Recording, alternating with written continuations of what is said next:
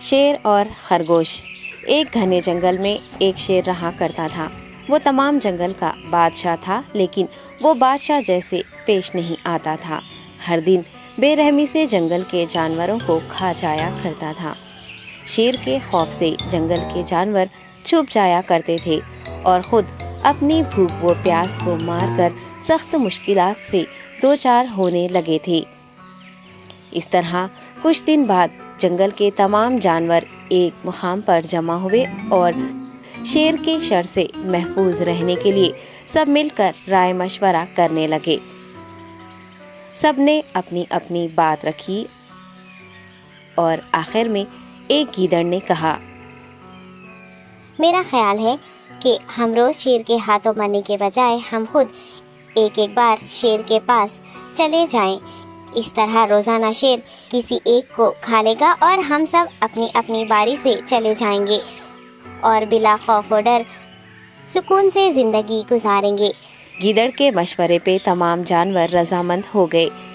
ایک بندر نے کہا، ٹھیک ہے، تمہاری بات بالکل درست ہے۔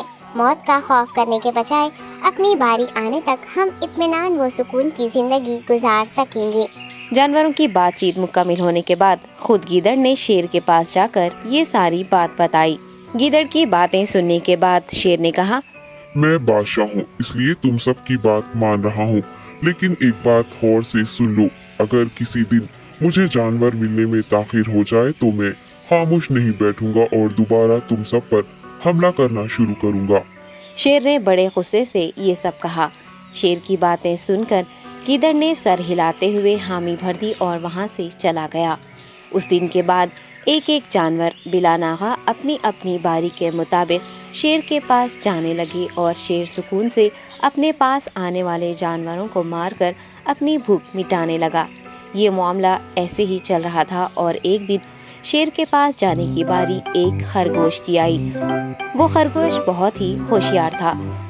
اسے شیر کے پاس جانا منظور نہیں تھا اور اس نے اپنے ساتھی جانوروں کو بے رحمی سے مارنے والے شیر کو سبق سکھانے کی ٹھان لی اور ایک اچھی تدبیر نکال کر آہستہ آہستہ شیر کی گفا کے پاس پہنچ گیا۔ تاخیر ہو جانے سے شیر کافی غصے میں تھا اور خرگوش کو دیکھ کر غصے سے کہنے لگا، میں نے تم سب کو پہلے ہی کہہ دیا تھا، دیر ہو جائے تو میں خاموش نہیں بیٹھوں گا۔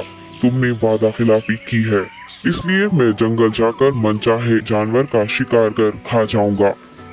تب خرگوش نے شیر سے کہا، معاف کر دیجیے بادشاہ سلامت، غلطی ہو گئی اور اس کا ایک واجب سبب ہے۔ اطمینان رکھیے، میں بیان کرتا ہوں، آپ سنیے اور اس کے بعد آپ آرام سے مجھے مار کر کھا لیں۔ شیر نے پھر غصے سے کہا، وہ کیا بات ہے، جلدی بتاؤ۔ خرگوش نے کہا، بادشاہ سلامت، میں آپ کے پاس آ رہا تھا اور راستے میں مجھے ایک شیر مل گیا اور مجھے مارنے کے لیے آگے بڑھنے لگا۔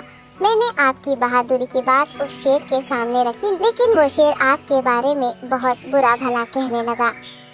یہ سن کر میں نے غصے سے کہا، تم ہمارے جنگل کے نہیں ہو، ہمارے بادشاہ کے بارے میں ایسی باتیں مت کہو۔